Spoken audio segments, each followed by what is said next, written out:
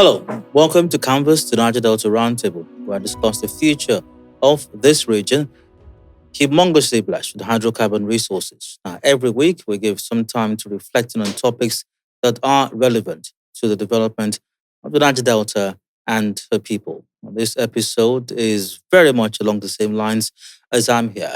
And once again, we are focusing on how to take this region to a more promising future. Now, be reminded, this podcast is sponsored by the operator of the NMPC, Renaissance Total Energies Archie joint venture, Renaissance Africa Energy Company Limited, headquartered in Port Harcourt.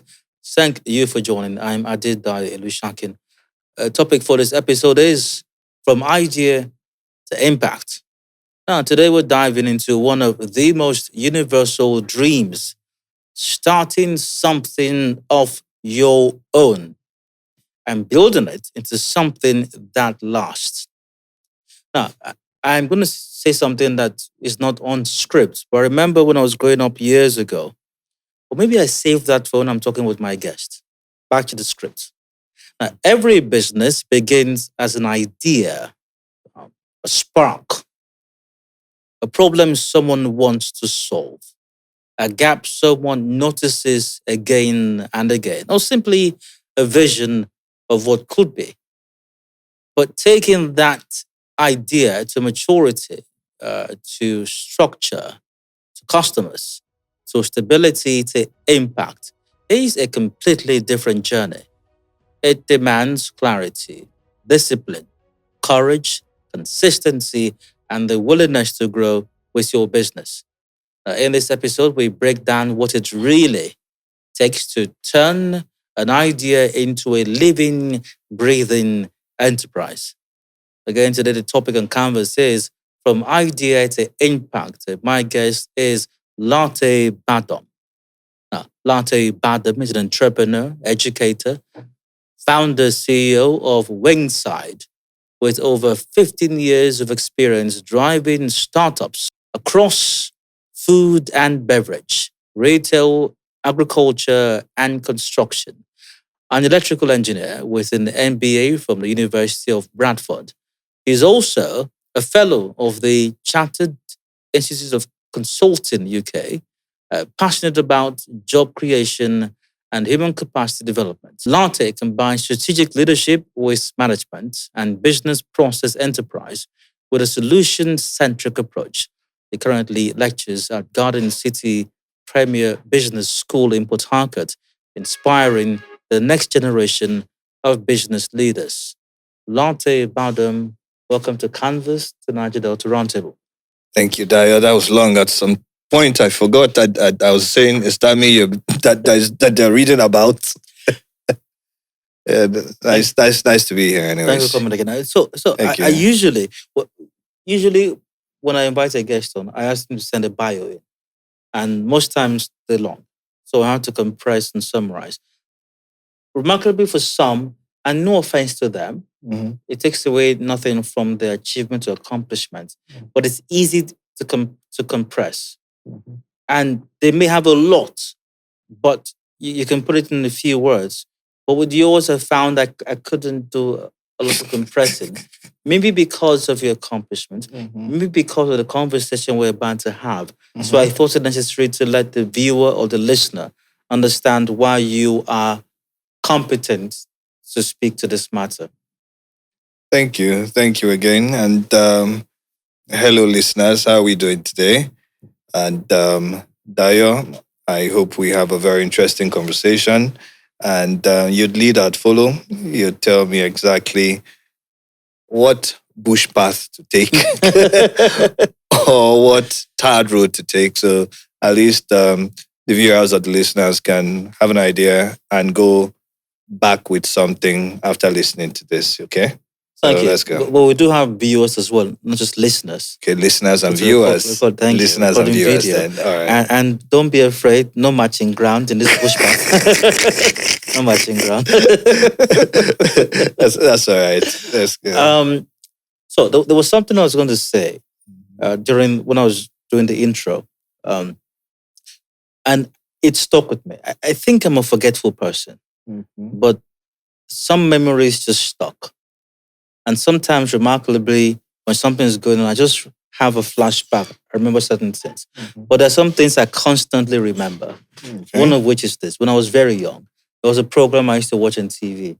And by the way, I watched a lot of TV growing up. It's good. So another side. So these days I don't understand. Or maybe the way parents complain about TV time for their children. Because I watched a lot of TV growing up. And I think I turned out okay. But anyways, there was this program. It was a foreign program called Small Business 2000. Okay. It was a woman who presented the program. I think it was American. And she had a slogan every edition. She said, the best business model is find the need and fill it. She said that every edition, every episode, and it stuck with me. Now, I'm not a business person. Otherwise, I might be a multi-billionaire in dollars right now. However, you're on your way to being a multi-billionaire in dollars. You're on your way to be listed in the Forbes list if you're not there already. So I'll cut myself short now. When you hear expressions like that, like I just narrated to you, what do you make of that? I mean, that's typically what it is. You find a problem and you identify a problem, then provide a solution. You find a need, you fill it. And that's essentially what business is. That's what it is. Let me use the Nigerian parlance. Is that a sure bet? It's a guaranteed bet. So the difference is this usually. People go into business for different reasons, and many times just to get by, many times just for survival. So, and sometimes for just passive income. Now, there is building a business, and then there is building a company, which is also can be described as a sustainable business. So, say for example, I need some monies. I have some monies, but I need $1 million to pay my rent in 6 months. I have 500,000 now. I want to do something. I need to double that 500,000 before I pay my rent. Now, that intent is different. Too sure odds. Too sure odds. That intent is different. That's you just trying to get something and going. So, and that's very, very different from identifying a need and feeling it. Do you understand? So everything has to do with context. Yeah. So is there a context that is, you used the word a while ago, you said guaranteed. So is there a path that's guaranteed and one that's not? For example, once again, too sure odds is not guaranteed because who knows, Chelsea might lose a match that they were supposed to win, by the way. And so that and then you lose your 500 Gs. So which of these paths of models is guaranteed, if any at all? So I think when we say guaranteed, everything has to do with a constant reaffirmation. What does that mean? It means there has to be a know-how. The know-how needs to be harnessed.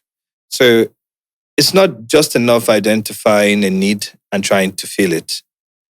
At the beginning, it might be opportunistic, meaning, oh yes, nobody's doing this and I'm doing it. So at that point, you don't need to have the know-how. However, as soon as you begin, many people will say, oh, this person is doing it and is working. Let me start to do it. And then the pie you used to have starts to shrink because many people are doing the same thing. What is that thing they are doing? They are dipping their hands in your customer pot. And all that used to come to you before is no longer the case. And that's where the know-how comes, because you have to fend off and you have to be better at that point so that you keep the largest share. And that's what we call market share. You have to try and hold on to some. So the know-how is important in the long run. So initially, you can just say, okay, I found this is working. Nobody's doing it. And everything can just change like this. I have another question for you, and this was scripted, but I find I find I'm keep feeling an impulse to mention this, and I have to ask you a question about it. Then I will move on. Mm-hmm. Um, is too sure odds a good business strategy?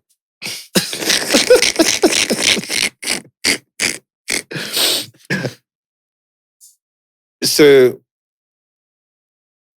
strategy is very different. And what do I mean? You can extend from 2 sure odds to 10 sure odds. You can build different portfolios if you want to. And that's what many businesses do. Because very easily, you can get attacked in one portfolio. Okay, I'm not sure you're following me actually. I follow what you're saying. Okay. And I'm saying that Okay. 2 sure odds, they're good, it's guaranteed, and you can even extend to 10 sure odds if you feel the need to. So once again, I'm not sure you're following me. All right, tell me. Okay, so the expression "to show odds" Mm-hmm. refers to sports gambling or sports betting. Mm-hmm. And you gave an analogy a while ago when you were trying to explain what is the motivation for getting into business. Is it finding a need to fill it? Mm-hmm. Or is it you have a need that you need to fill right now? Mm-hmm. So you have your rent coming up in 6 months, 1 million naira. You have 500 G's, right now. And you have options before you. Mm-hmm. And someone says, as we often hear these days, well, I often hear it these days, just look for 2, in quotes, sure odds. In other words, who beats who, or the overs and the unders, and then put all of the 500 G's into it, hoping to make 1 million that day, and then your rent is assured. However, unsurprisingly, alas, lo and behold, Liverpool loses a game that they were supposed to win. And then not only don't you have your rent, you don't have the 500,000 you started with.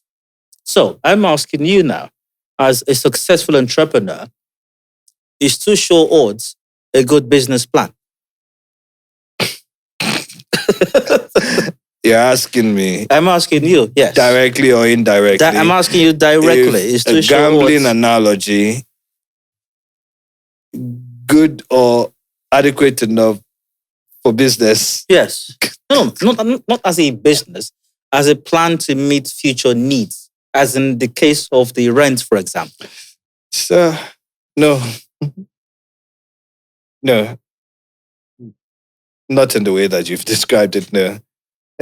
You don't approach it that way. You lose everything. Yeah. Did I follow you now? Have I followed your bush path properly? Yes, you have. However, once again, and I'm asking this deliberately because there are a lot of young people there who end up with some resource and trying to figure out what to do with it. Many people have gone astray, because there was the guy that day who put this into this, and he had, he made tens of millions, maybe even hundreds of millions, and then thinking that's a strategy, that's a plan. So if I have that rent coming up, for example, I can put 500 into it. So why is it a bad plan? Let's not confuse investing for building a business. Remember, we're doing ideas to impact. Absolutely. Yeah. How do you think of something? How do you build it from your head? And how does it become something that people can see, feel, and touch? And then it becomes impactful.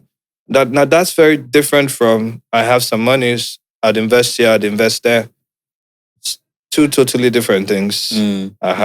So I just felt the need to sneak that in.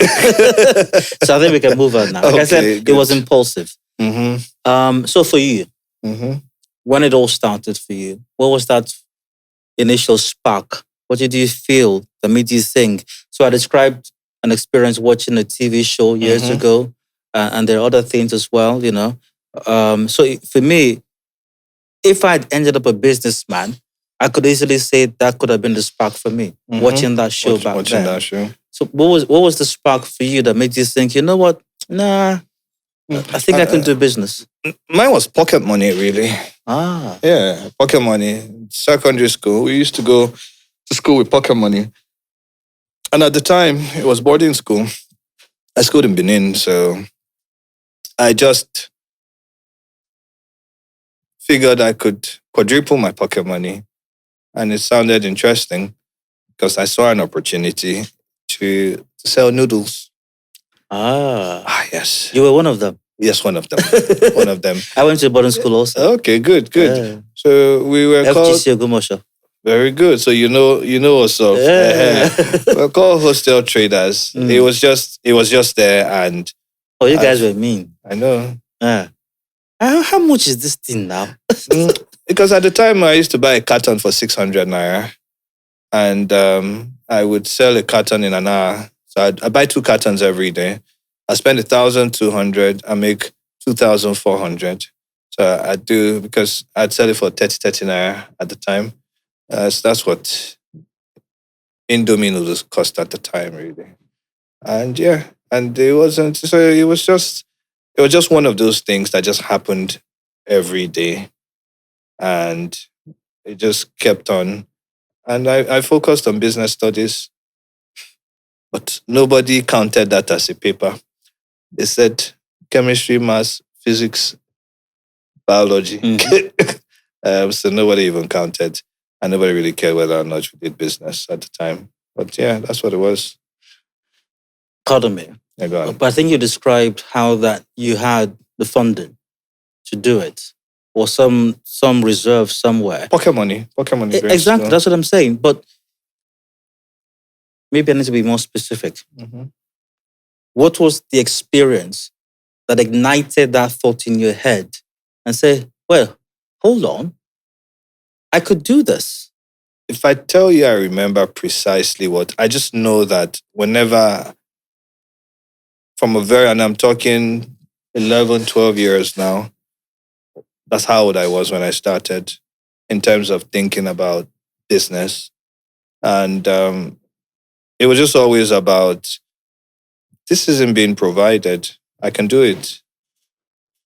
I mean, I also moved from Indomie to other provisions, and it was just something that just always was there.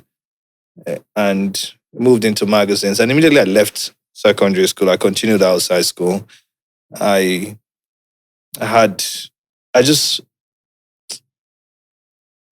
have so much lacking in Africa, just so much. And whenever you turn, you just see an opportunity.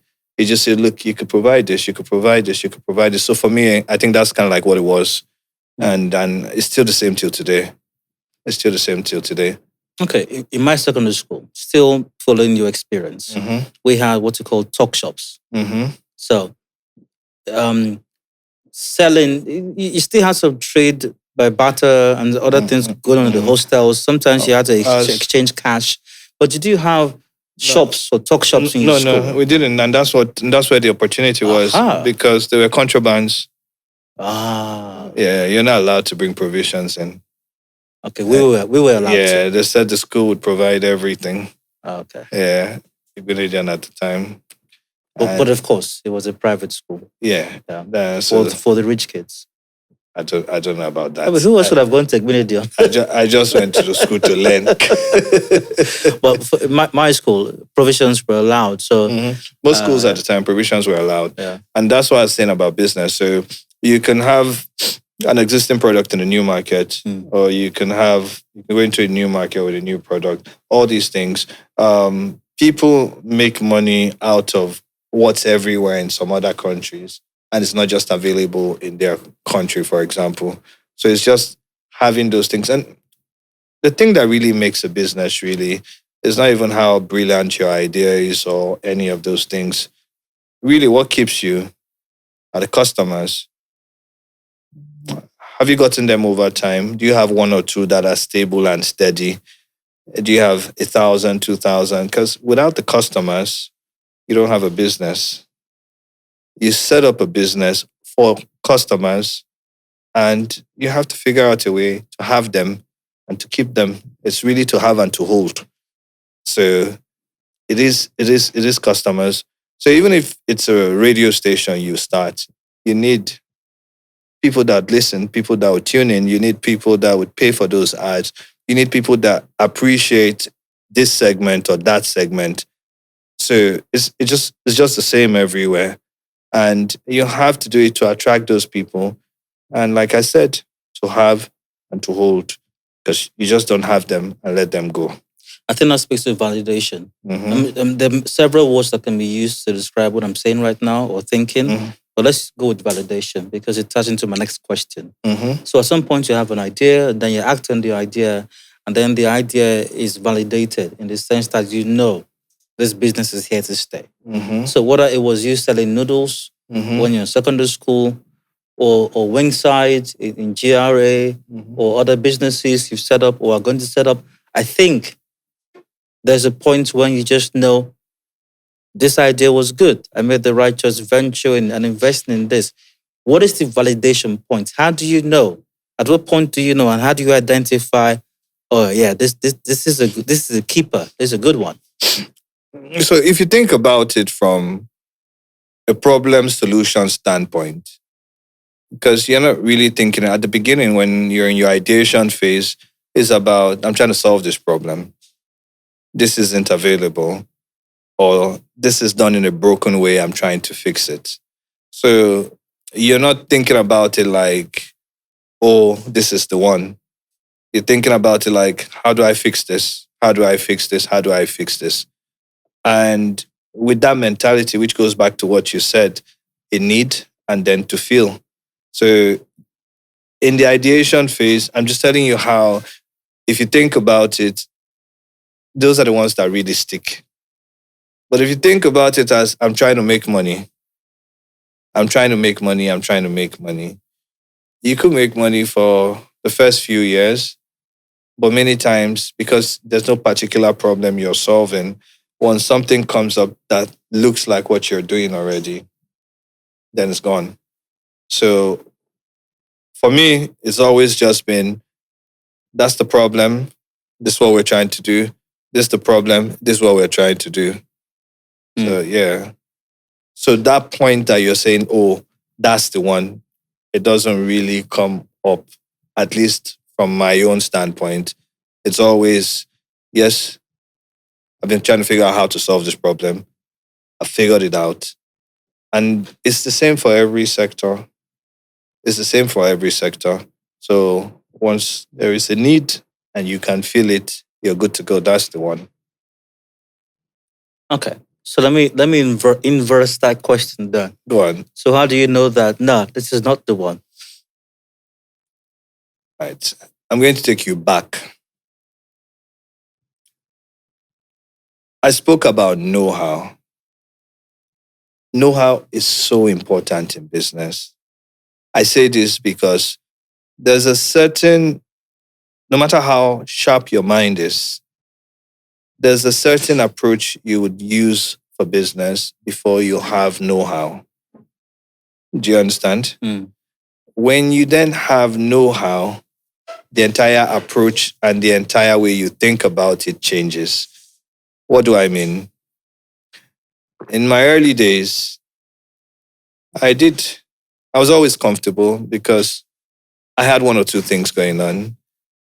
I was doing a lot of trading. I was selling posters, buttons, threads, shirts. I just had everything going on because the motivation was I need to always make sure that whatever my cash flow is doubling. I wasn't really trying to solve a problem at the time. You Do just wanted to understand? be soft. Just wanted to be soft. Okay. Yeah. Yeah. And many people will say, okay, look, he's doing business, he's doing okay, he's comfortable.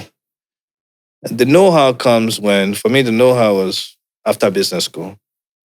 And I saw everything differently. And then the problems became clearer and more apparent, and the solutions came with it. Only difference is it's a whole lot more difficult to build because you see the problem for all that it is. And the solution is not as straightforward as it's supposed to be if you want it to be lasting. So, but then you have the know-how and you know it can be done. So that's the difference. So was knowledge a problem, especially in your case, as you described? It wasn't a problem. It was ignorant. I didn't know I needed the knowledge. Ah. Do you understand? Yeah. Without the knowledge, I'm sure I probably would have done okay. But with the knowledge, there is a calmness that comes with it. There's a certain level of, okay, you can do this over and over again in different times and it's okay. And that's the encouragement I want many people to just go on. Like business like buying a car, I say it every time. But if you don't know how to drive it, you're going to bash it. So you buy the car and you train yourself as a driver so you can manage it. And that's where the knowledge and the know-how comes in. So anybody could think of anything, anybody could start anything. And most people can be fortunate that they are reaping what they put in. And many people would probably tell you they don't need it. Do you understand me? And like I said, everything is contextual. You can do it for different reasons. Remember, before my know-how phase, I was okay. And many people are in that phase. I mean, people can go into real estate without having the know-how, and they'll be successful. They'll be very successful. But then the know-how makes them see everything differently. Why am I building an estate when I can have 2,000 rooms scattered around the country? You start to solve the same problem, but in a very, very different way. If I may use your car analogy to explain the know-how part of what you just said, it's kind of like driving a car as well. And then you're just a driver of a car. Mm-hmm. And then you're hearing certain sounds. You don't know what the sound means. You don't pay attention to it. But you still get by. The car still gets you from point A to point B. Mm-hmm. But when you train yourself as a driver, as a car owner, what it means to drive a car and the impact on the car, when you hear certain sounds, you're no longer comfortable. You know, do something about this. That's what knowledge does for you. Yes. And knowledge also helps you know where point B is. You see, many people, once you get in that car, you think point B is just in front of you. So you are selling anything and you feel maybe I have 1,000 customers, that's what I want to get to. But what knowledge or know-how tells you is, no, you can get to the whole world. And that's the difference between businesses that are run by people with a lot of know-how and one or two. So that's usually the difference. The really big businesses have many people in management position with a lot of know-how. So as you're making that transition and you're going, that's what it does to you. That's what know-how does. From a Niger-Delta perspective, which is where we are,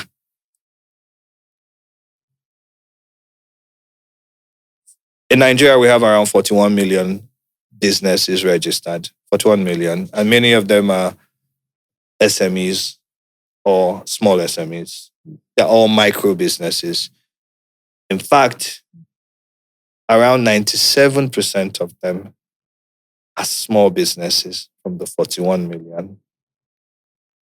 And this is according to like the Smedon report.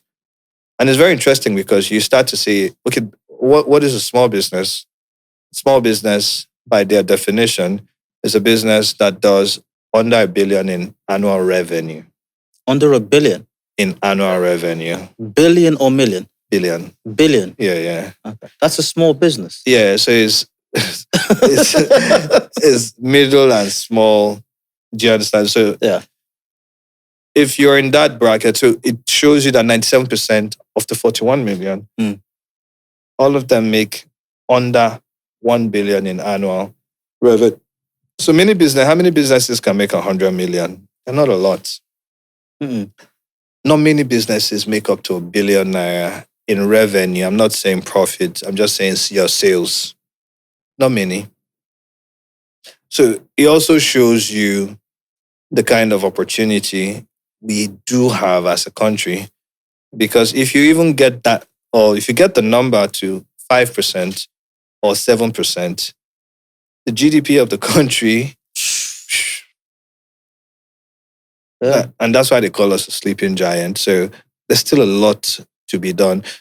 But there's a lot to do has to do with the know-how, because if many people are knowledgeable about how can I grow my business from this to that, then you see many of them moving out of that 1 billion ceiling and moving above it. Speaking of know-how, you described in your experience how that you went to business school and that changed a lot of things for you. So, does everyone have to go to business school to be No. for the next level of their business? No, absolutely not. But you can just take on just learn about management, just learn about business management on a very basic level. And as you grow and as your business grows, the right recommendation is just, if you want to get better at this, educate yourself more. It's just like trying to become the best doctor. It's like any other profession. You have to go at it and get better at it. Still speaking about know-how, what are those early decisions, or what are those decisions in the early life of a business that significantly determine the direction in which it goes?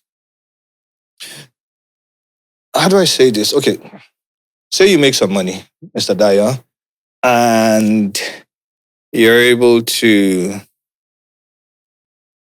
buy a few things that make money for you, and you're comfortable. Would you feel like there's any need to do more than you're content with what you have? Let's say you have something that gives you 10 million naira every month, and it doesn't stress you because you had an opportunity, you made a lot of money, and you put it into a business. It could be a rental business, it could be anything, and it's giving you enough money that you're comfortable. Would you stress yourself trying to get more? Is that directed at me? Yes. I guess it depends. If I want more, then I have to stress myself. If I'm comfortable, then maybe not. Exactly. So many people have done well for themselves. They are in places where they don't need to do more. But that's very different from trying to build a business that has the kind of impact. It's very different. So there's the first gear, there's the second gear, there's the third gear, there's the fourth gear. So everything just has to, everything entirely depends on the individuals. But the individuals, many times, they're informed by what they know. So if you don't know that there's a gear 2, or you can move into the third gear or the fourth gear, if you don't know that, then you're just stuck. Maybe if you knew about it, then you then decide. But sometimes when you don't know, and there's nothing wrong with these things, I think what we should do here more is just, I believe in a lot of education. When I mean education is, I'm not talking about school education, just pretty much talking and saying, look, let's not be secretive about how business goes. And this is how it's done in the West and in many developed, I'm not going to say countries, but what should I use? Whatever you're comfortable with. Civilization? No, societies, yeah. They handle things in a different way. And again, it's the same with what's going on here. Not all their businesses every country has more small businesses than big businesses. It's just, in our case, it's really bad. So we have to just do better. It is Canvas and Niger-Delta Roundtable, brought to you by Renaissance. I've got Larte Badom with me, a man of many parts, a successful entrepreneur, founder-CEO of Wingside. We'll go for a break now. When we return, we'll continue the conversation and turning ideas into impactful things. Please stay with us. In the heart of our journey, where the sun touches the earth and the wind whispers through the trees, a new chapter unfolds. A chapter where energy illuminates more than just bulbs. lives. It lights up minds. A chapter of unity, a coming together with a common goal to energize futures and illuminating lives. In classrooms, young dreams evolve, inspired by the promise of a brighter tomorrow fueled by available energy. Small businesses flourish, becoming seeds of prosperity. Energy that empowers and is catalyst for growth and change. The future is energy. So, let's light up the path to a sustainable future together. Energy for you, me, and the world at large.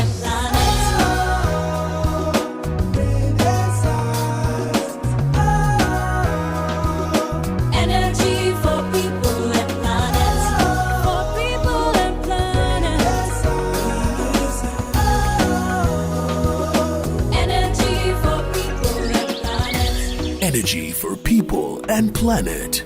We are Renaissance.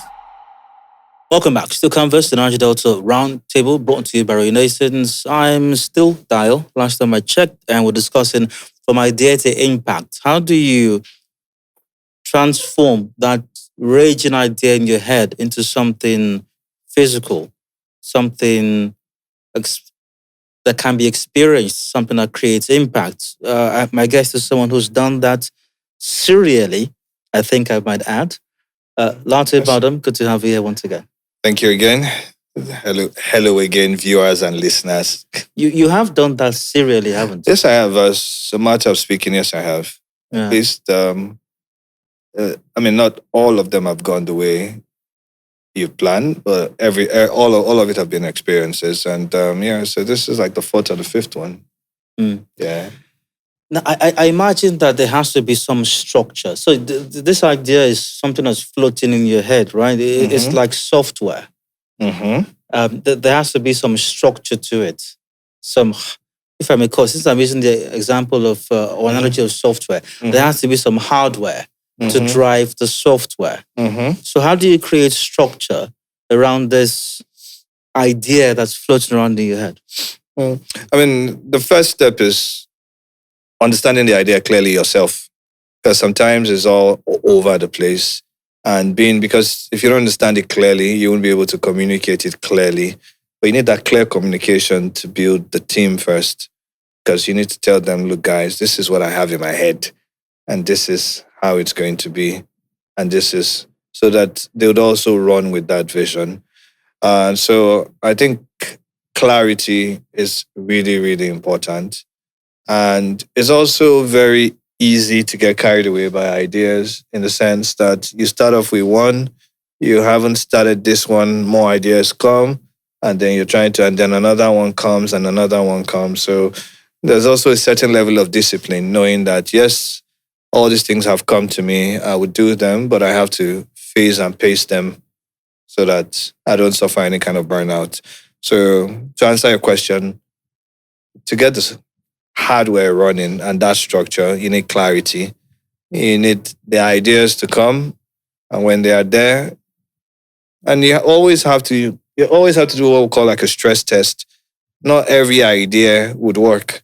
So you also have to be honest with yourself. Look, will this work? Will this not work? Is this the one I'm moving forward or not? So along those lines, yeah. Speaking of ideas, and maybe I should have asked you this earlier on, but then again, better late than never. What is an idea? So I'm working with, I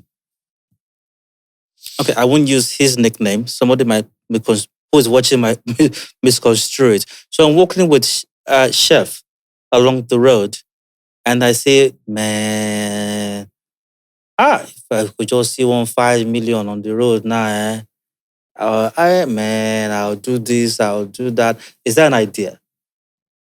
No, it's not. That's a wish. So what's an idea?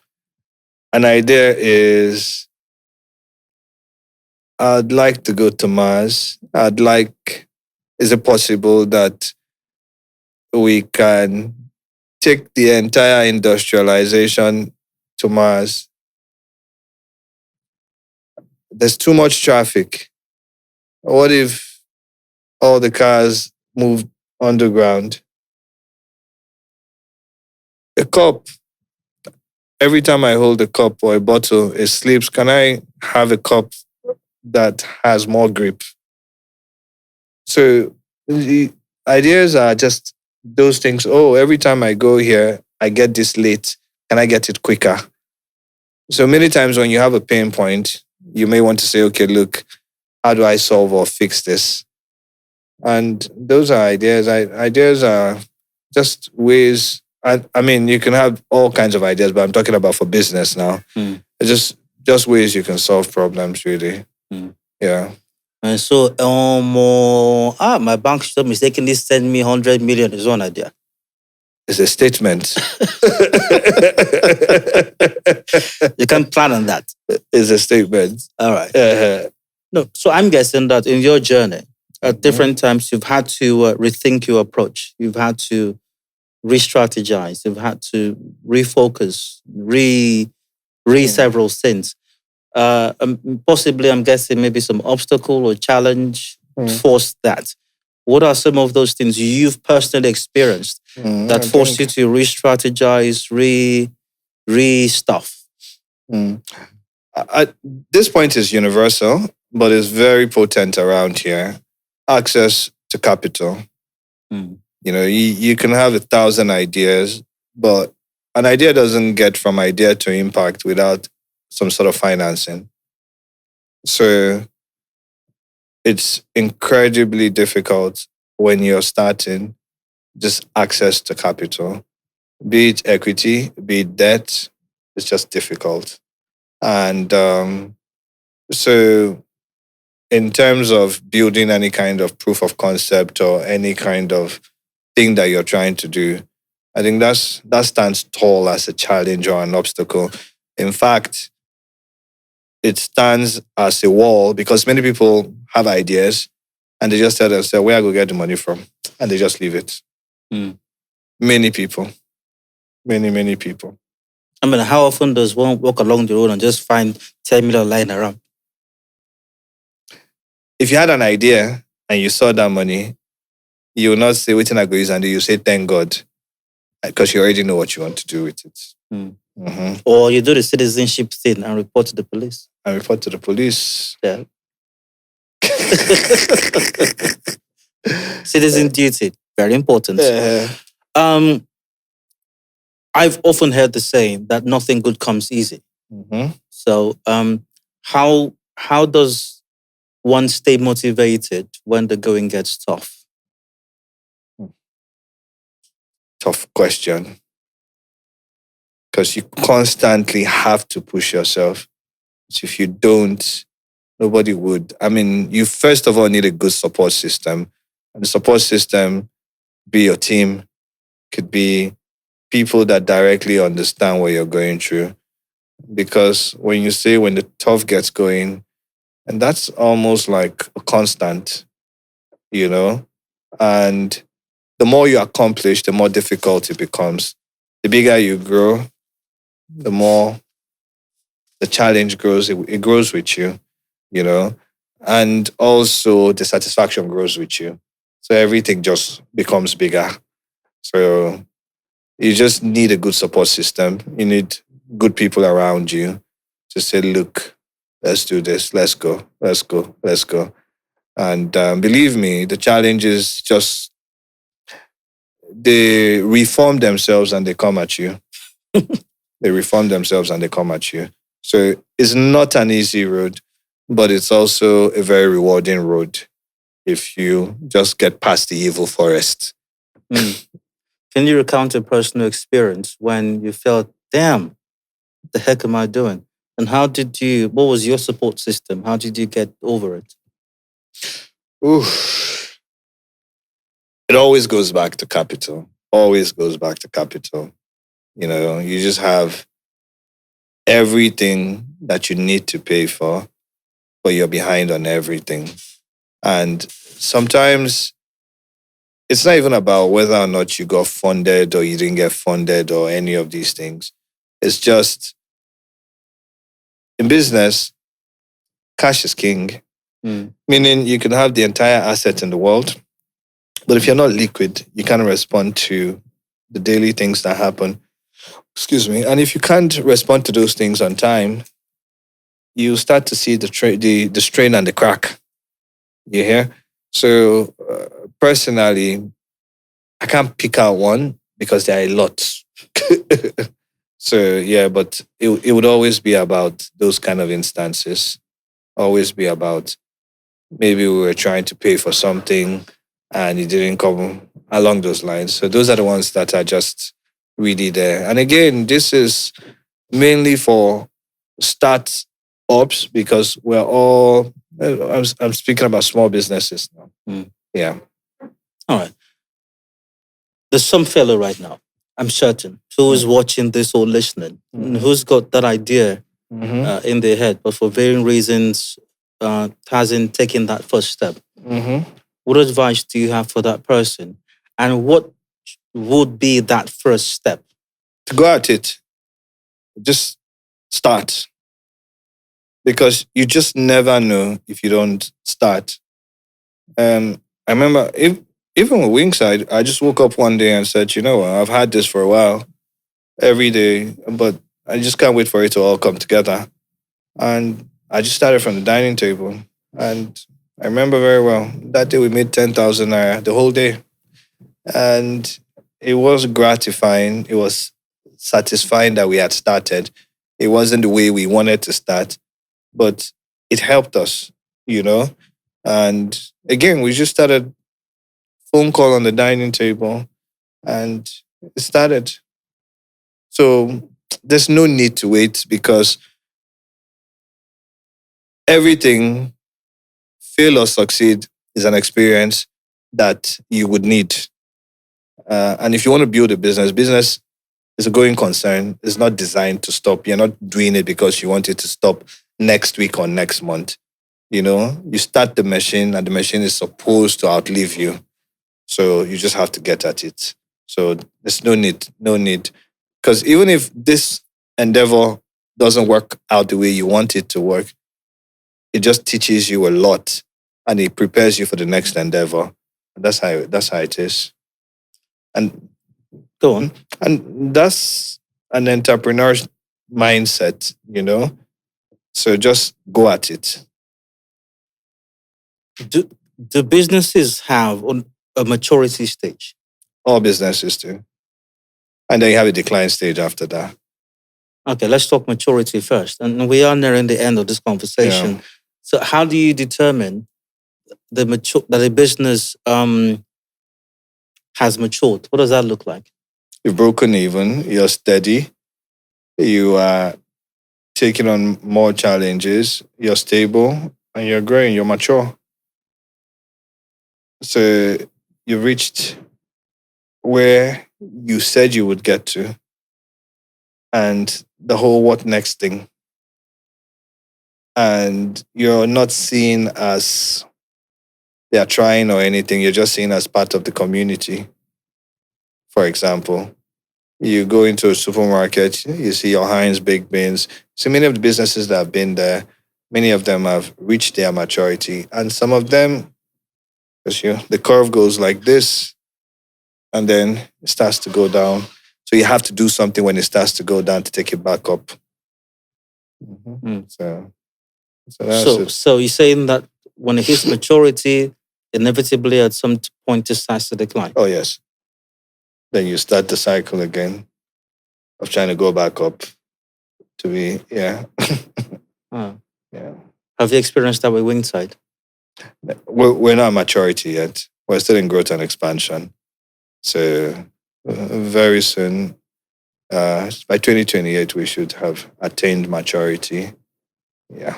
So that's our time. I did say we're wrapping up, but I hear that, and I think for those who may have paid attention at the start of this, when I was, doing the introductions, you also lecture as well.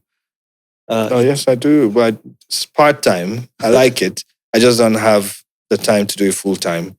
Yeah, I teach strategic marketing and business development. What's that like for you, and how important is it to also pass on knowledge to others who are hoping to start there someday? It's really nice, because it keeps your mind refreshed. It just, the time you don't have for self-study, you use it to pass on knowledge. And it's, and it has a weird way of satisfying. It's almost like therapy, at least for me. Mm. And yeah, it's been good. It's been good. I wish I could do it more, because increasingly, the more I need more time for all the ventures that I'm trying to do and trying to achieve. There are lots of ideas to impact that I'm yet to do, and I need a lot of time for it. So so time is a commodity that needs balancing. I know that you have a number of ventures you're into, but so anyone you want to talk about now is fine, but you can just say more about Wingside, what Wingside is, and whatever you want to say about it as we wrap it up. Oh, okay. So Wingside is a quick service restaurant. There's another one that you call like your fast food, only that this time, because in Nigeria, we don't have a lot of them. You can't even count 20 of them that are national fast foods. And in a market or in an industry where you have less than 10 big players, there's an opportunity.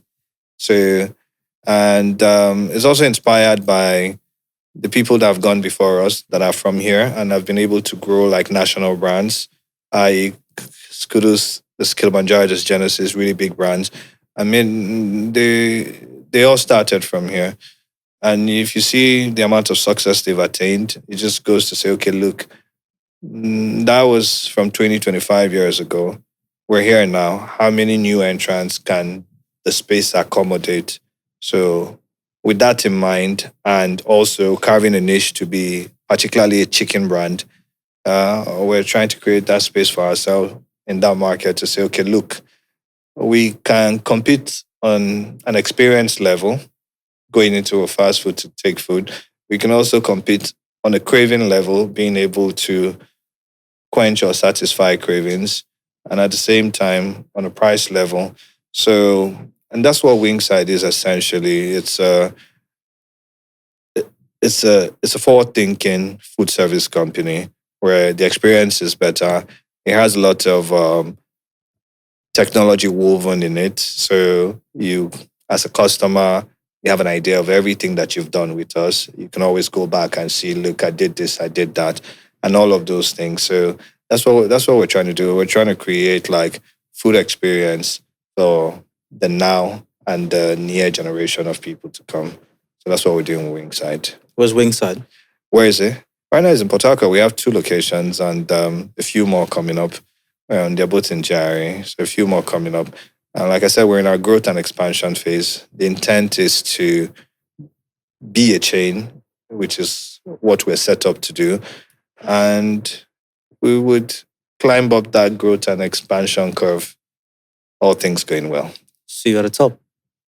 See you at the top. See you at the top. Thank you very much, Mr. Dayo. We cannot wait to get to the top. Thank you, Mr. Larte. All right, then. Thank you. That's a wrap for this edition of Canvas in Niger-Delta Roundtable, brought to you by Renaissance. From ideas to impact has been the subject of our conversation today. And one person who's been there, done that, still is doing it, by the way, has been my guest today, Larte Badom. Larte, many thanks for your time. Wish you the best. Thank you, Dayo. Hope to be back here to discuss more things when we are at our maturity phase. Looking forward to that. All right, then. Thank you very much. And like Larte said, just start. Just start. Have a wonderful rest of your day and bye for now.